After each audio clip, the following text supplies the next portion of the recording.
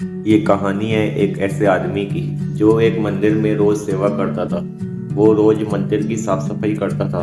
मंदिर में आने वाले भक्तों द्वारा दिए गए दान से मंदिर का पुजारी थोड़ा बहुत उस आदमी को दे देता। उस आदमी को 2 वक्त की रोटी तो मिल जाती और उसका इसी से जीवन चलता था।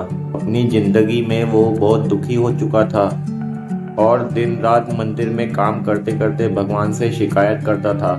और एक दिन वो आदमी भगवान से शिकायत करते हुए बोला कि हे भगवान, आप ही की जिंदगी अच्छी है। आपको तो एक जगह बस खड़े रहना पड़ता है। आपको तो कोई मेहनत भी नहीं करनी पड़ती है। यहाँ देखो मेरी जिंदगी, इतनी कठिनाई से जी रहा हूँ मैं। दिन रात मेहनत करता हूँ तभी जाकर 2 वक्त की रोटी मुझे मिल पाती है। मेरे जैसा जीवन जीना बहुत कठिन है और वहीं आपके जैसा जीवन जीना बहुत आसान है। आपको तो बस एक ही जगह खड़े रहना पड़ता है। उसकी ये बात को सुनकर भगवान थोड़ा मुस्कुराए और उस आदमी को दर्शन देते हुए कहा, जैसा तुम सोच रहे हो ऐसा कुछ भी नहीं है। मेरा जीवन भी आसान नहीं है। मुझे तो सारे संसार को देखना पड़ता है। पूरा संसार मुझे ही चलाना पड़ता है। संसार की सभी व्यवस्थाएं मुझे ही देखनी पड़ती है। ये सबके बस की बात नहीं है। अब वो आदमी भगवान से बोला कि हे भगवान जी, कैसी बात कर रहे हो आप? आपका काम तो मैं भी कर सकता हूँ। आप तो एक ही जगह पर खड़े रहते हो, ये तो मैं भी कर सकता हूँ। लेकिन मेरे जैसा जीवन जीना बहुत कठिन है। क्या आप जी सकते हो मेरे जैसा जीवन? भगवान बोले, तुम नहीं कर पाओगे। इस कार्य में बहुत धीरज की आवश्यकता होती है। अब वो आदमी भगवान से बोला, मैं आपका काम क्यों नहीं कर पाऊंगा? बिल्कुल कर पाऊंगा। आप जैसा बोलोगे वैसा मैं करूंगा। आप एक दिन मेरी जिंदगी जियो और मैं आपकी जिंदगी जीकर देखता हूँ। हम दोनों को पता चल जाएगा कि किसकी जिंदगी आसान है और किसकी जिंदगी कठिन है। अब वो आदमी जिद करने लगा। भगवान ने उसकी ये बात मान ली और कहा, ठीक है, एक दिन के लिए मैं तुम्हारी जिंदगी जीता हूँ और तुम मेरी जिंदगी जियो। लेकिन इसके लिए तुम्हें मेरी एक शर्त माननी पड़ेगी। जैसे मैं खड़े रहता हूँ वैसे ही तुम्हें भी एक ही जगह पर खड़े रहना पड़ेगा। जो भी भक्त यहाँ आएगा उनमें से कुछ तो तुमसे बहुत प्यार से बात करेंगे तो कुछ बहुत गुस्से में। तुमको यहाँ से हिलना बिल्कुल भी नहीं है और कोई भी प्रतिक्रिया नहीं देनी है। केवल एक ही जगह पर खड़े रहकर तुम सबकी बातें सुनना। चाहे कुछ भी हो जाए तुम्हें यहाँ से हिलना नहीं है और न ही किसी से कुछ कहना है। क्या तुम्हें ये शर्त मंजूर है? वो आदमी भगवान से बोला, मुझे आपकी हर शर्त मंजूर है। अब भगवान ने और उस आदमी ने एक दिन के लिए अपनी जिंदगी आपस में बदल ली। वो आदमी भगवान की जगह मूर्ति बनकर खड़े हो गया और भगवान भी उस आदमी के जैसे मंदिर की साफ सफाई करके वहां से चल दिए। अब कुछ समय के बाद वहां पर एक आदमी आता है। वो आदमी बहुत धनवान होता है। अब वो धनवान आदमी भगवान से कहता है कि हे भगवान, मैं एक नई फैक्ट्री का काम चालू कर रहा हूँ।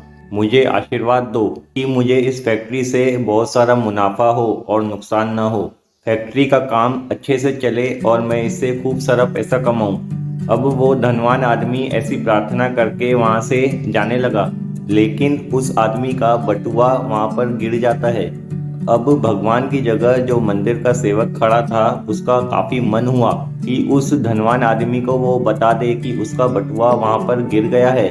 तभी उसको भगवान की शर्त याद आ जाती है कि उसको किसी से कुछ कहना नहीं है और न ही वहां से हिलना है। उसे तो चुपचाप मूर्ति की तरह खड़े रहना है।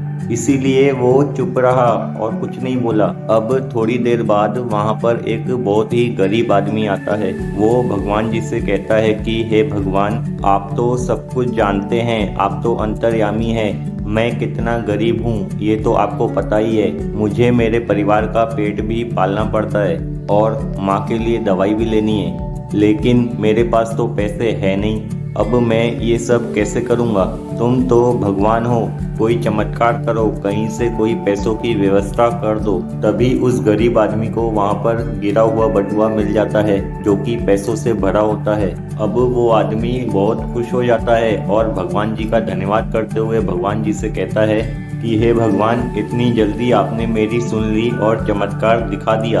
इन पैसों से तो मेरे परिवार के लिए कुछ दिनों का खाना आ जाएगा और मेरी माँ की दवाई भी आ जाएगी। ये पैसे आपने मुझे दिए हैं, इसीलिए आपका बहुत बहुत धन्यवाद। और भगवान जी को प्रणाम करके वहाँ से जाने लगा। अब मंदिर का सेवक जो कि भगवान की जगह पर खड़ा था, उसने खूब सोचा कि उससे वो कह दे ये पैसे उस धनवान आदमी के हैं जो कि यहाँ पर उससे पहले आया था। ये पैसे भगवान जी ने उसे नहीं दिए हैं। ये पैसे अगर वो गरीब आदमी यहाँ से लेकर जाएगा तो वो पैसे चोरी के होंगे। लेकिन उसे फिर से भगवान की वो शर्त याद आ जाती है कि उसे चुप रहना है। अब वो फिर से चुप रहा और कुछ नहीं बोला, और वो गरीब आदमी वहाँ से पैसे लेकर चला जाता है। अब थोड़ी देर बाद वहाँ पर एक तीसरा आदमी आता है। वो एक नाविक होता है। वो भगवान जी से कहता है कि हे भगवान, मैं एक नाविक हूँ और मैं 15 दिन के लिए समुद्र की यात्रा पर जा रहा हूँ। इस यात्रा में आप मेरी रक्षा करना और मुझे आशीर्वाद दो कि मैं सही सलामत इस यात्रा से वापस आ जाऊँ। तभी वहाँ पर वो धनवान आदमी पुलिस लेकर आ जाता है और कहता है कि मेरे बाद ये आदमी ही यहाँ पर आया था, मेरा बटुआ इसी ने चुराया है, आप इसे गिरफ्तार कर लीजिए। वो नाविक बार बार कहता रहा कि मैंने आपका बटुआ नहीं चुराया है, लेकिन उस धनवान आदमी ने उस नाविक की एक नहीं सुनी और पुलिस से कह दिया कि इसे गिरफ्तार कर लीजिए। अब पुलिस जैसे ही उस नाविक को गिरफ्तार कर रही होती है कि भगवान बने हुए उस मंदिर के सेवक से रहा नहीं गया और उसने अपनी चुप्पी तोड़ दी, क्योंकि वो जानता था कि पैसों से भरा हुआ बटुआ किसके पास है। पुलिस ने गलत आदमी को पकड़ा है और उसने वहां पर सबसे कह दिया कि मैं भगवान हूँ, मैंने सब देखा है कि इनका बटुआ कहाँ है। पैसों से भरा हुआ बटुआ इन्होंने नहीं चुराया है, बल्कि उस गरीब आदमी ने चुराया है जो कि इनके पहले आया था। आपने गलत आदमी को पकड़ा है।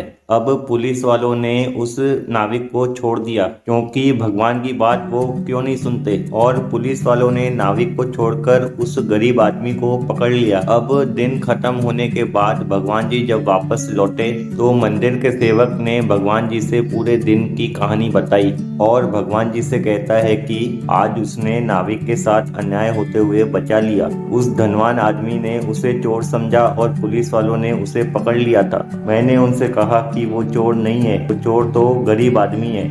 तब उन पुलिस वालों ने उस नाविक को छोड़ दिया और गरीब आदमी को पकड़ लिया। तब भगवान जी कहते हैं कि ये तुमने क्या कर दिया, तुम्हें तो चुप रहना था, तुमने शर्त तोड़ दी, तुमने तो मेरी सारी योजनाओं पर पानी फेर दिया।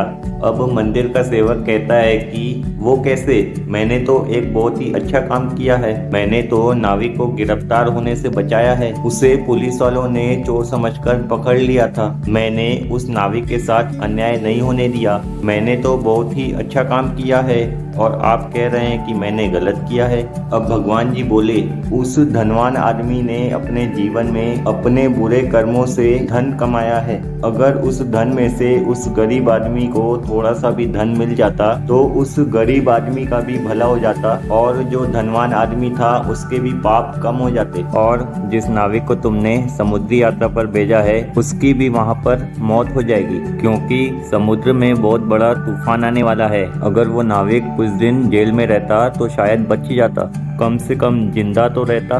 तब जाकर उस सेवक को एहसास हुआ कि भगवान जो करते हैं वो अच्छा ही करते हैं। सेवक को तो वही दिख रहा था जो उसकी आंखों के सामने हो रहा था और इन सब घटनाओं के पीछे की वास्तविकता को वह देख नहीं पाया। लेकिन भगवान जीवन के हर पहलू पर विचार करते हैं, तभी लोगों का जीवन चलाते हैं। हमें तो सिर्फ आज का पता है, लेकिन भगवान को आने वाले कल का भी पता है। हमारे साथ अगर कुछ गलत हो जाता है तो हम अपना धैर्य खो देते हैं और भगवान को बुरा भला कहने लगते हैं। हम ये समझ ही नहीं पाते कि इन सब के पीछे भगवान की आखिर योजना क्या है। हम अगर किसी चीज को पाना चाहते हैं और वो चीज हमें न मिले तो सारा दोष भगवान को देने लगते हैं। अगर हम कोई चीज पाना चाहते हैं और वो चीज हमें न मिले तो हम अपना धैर्य खोकर निराश हो जाते हैं और भगवान को बुरा भला कहने लगते हैं। हो सकता है हम जो पाना चाहते हैं भगवान उससे भी बड़ा हमें कुछ देना चाहते हो। जीवन में कभी भी हमें अपना धैर्य नहीं खोना चाहिए और भगवान पर हमेशा विश्वास रखना चाहिए। जो होता है उस ऊपर वाले की मर्जी से होता है, हमारी मर्जी से कुछ भी नहीं होता है और ऊपर वाले की मर्जी से हमेशा अच्छा ही होता है। प्यारे साथियों, मैं आशा करता हूँ कि ये छोटी सी कहानी आपको जरूर पसंद आई होगी। ये कहानी अगर आपको अच्छी लगी हो तो आप हमारे चैनल को सब्सक्राइब करें। और बेल बटन को भी दबा दें। एक और नई कहानी के साथ फिर मिलेंगे।